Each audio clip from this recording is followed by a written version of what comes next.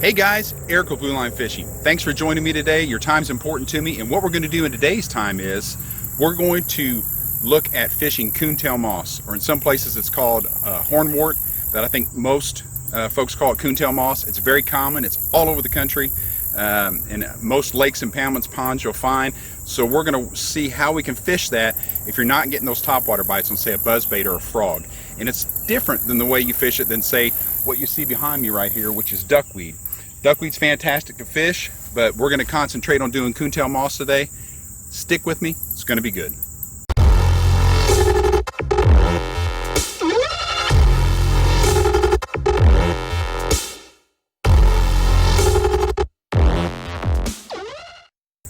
Hey guys, a little bit about the gear that I'm using today. I'm using a spinning outfit. Sometimes I will use the bait casting outfit for fishing vegetation, but today I was using the spinning outfit. What I'm using is a Odds Pro 5000 series reel. If you want to know more about it, I'll leave a link down in the description on a review video that I did on it. I'll leave a link to that review, and also have that paired up with a Bass Pro Strops 6'6" medium heavy spinning rod, and have it spooled with 12-pound P-line. It's a copolymer line that I really like. So that's what I've got on there.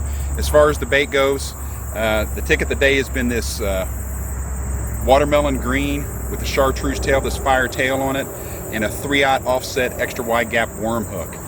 Give you guys a little better look at that. This particular bait right here, you can see it's a little beat up, chewed up from catching some fish on it. This is the Big Bite Baits version of the Senko. I've also been using the Gary Yamamoto Senko, the classic Senko. There's some other good ones out there too. The Strike King, the Yum Dinger. Like I say, a number of good stick baits out there, but this is the Big Bite Baits. Has been the one I've been catching most of my fish on today, and also the Yamamoto Senko, and pairing it up with that 3/0 offset extra wide gap worm hook. That way it bites through that plastic a little bit quicker on that setup. Hey guys, I'm going to show you what I'm fishing here today, and that is I'm fishing over the top of Coontail Moss. If you don't know what Coontail Moss is, I'm going to show you. And what I'm doing is I am running a weightless stick bait, Senko, and I've been also using the big bite bait version of a Senko, and just going right over the top of this, because most of this Coontail Moss in here is it's either to the surface or within 8 to 10 inches of the surface. And I'm fishing over the top of it, and then when I come up to these ledges where it does drop off in a little bit deeper water, what I'm doing is letting it dead stick and fall down there, and that's where I've been catching my fish this afternoon. So I'm going to show you what this looks like. Okay guys, this is Coontail Moss right here, and you can see it's at the surface here, and then if we come over to here, this just shows you the importance of polarized sunglasses, because here there's Coontail Moss that's 6-8 inches under the water, down to a foot, down to a couple feet.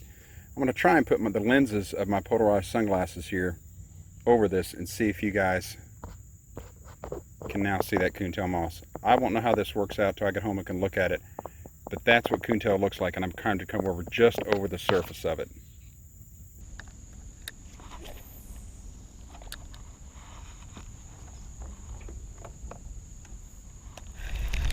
There's one. Ski him right on in. Look at there. Right in the side of the jaw, which is good. Get our motor turned off here. Oh my goodness. A 12.5 incher.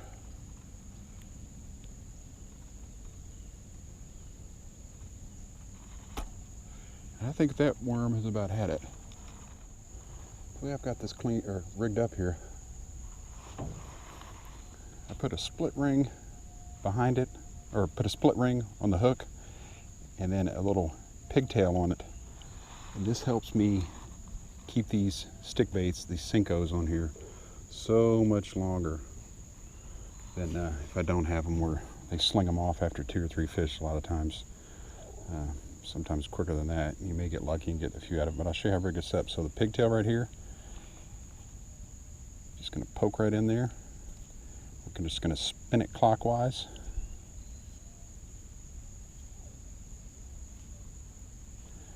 And once it gets a grip,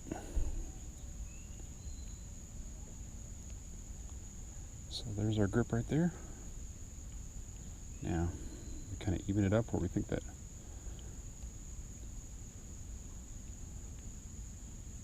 This is actually a big mouth stick bait because I can't get Senkos right now in this color.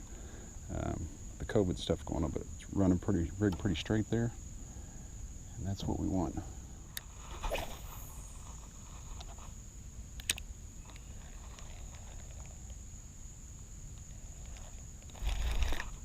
There he is. Burying himself down in that Coontail Moss, trying to. Right. And you can see right behind me is the beaver dam. Anytime you see a beaver dam, any kind of lake, this is an old stripper pit that's 40+ years old, but any kind of lake, there's usually going to be some fish in front of it because, like I say, it's the dam itself obviously is a structure that you can throw at, but what the beaver drops going up to it over all those years, and they keep adding to it, there's always going to be a ton of wood and timber on the lake bottom there that you can fish off of. And the way I'm fishing this bait, I'm just throwing it out. Once it lands, I'm just waiting a second or two, moving a little bit, dead sticking it so it flutters down. Move a little bit, dead sticking it, it flutters down. And I'm trying to let it fall on a semi-slack line, but it's really falling on more of a slack line, but I'm really watching it. So if I see that line jump, move, straighten out in any way, I'm cranking down on it and setting the hook.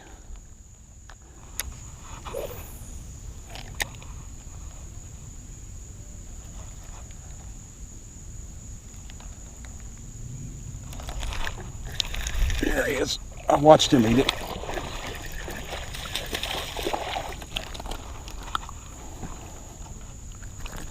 That's why I kept pressure on him. I'll show you something here. See, if I wouldn't have kept pressure on that fish, you can see how it ripped his jaw when I set the hook, that outer membrane, and that just fell out. No problems, issues at all. So that's why you got to keep pressure on them when you're fighting them in. Another one off in front of this beaver dam. Like I said, these beaver dams are great. All that timber that over the years, I can see some over here, and I can see some over here, but they leave laying on the lake bottom. Creates a lot of good structure to fish over. Goodbye to you.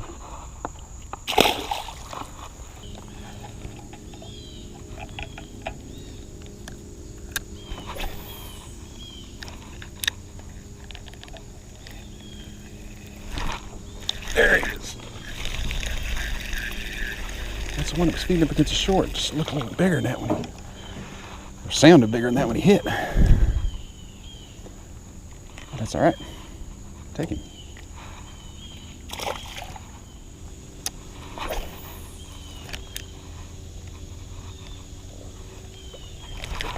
There's another one out there. That's a much better fish here. There we go. We like it. Right in the roof of mouth, right where we like to see him get. That's good stuff. If you guys aren't familiar with what Coontail Moss looks like, this is it. When it gets in the water, it actually flares out, and all these little individual rings look like rings on a raccoon's tail.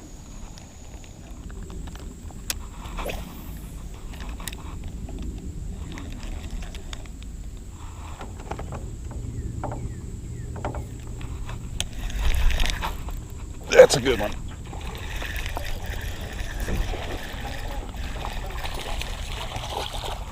Yeah, that is a good one. Let him swim with it just a little bit too long. Thought I was going to lose him, but ended up being able to set the hook on him.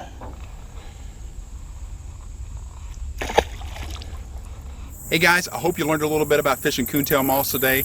And also, if you liked the video, consider subscribing. Also, leave me a like down below if you don't mind. If you got any comments, I'd love to hear them or see them in the comment section. And remember, in the meantime, get out there and fish.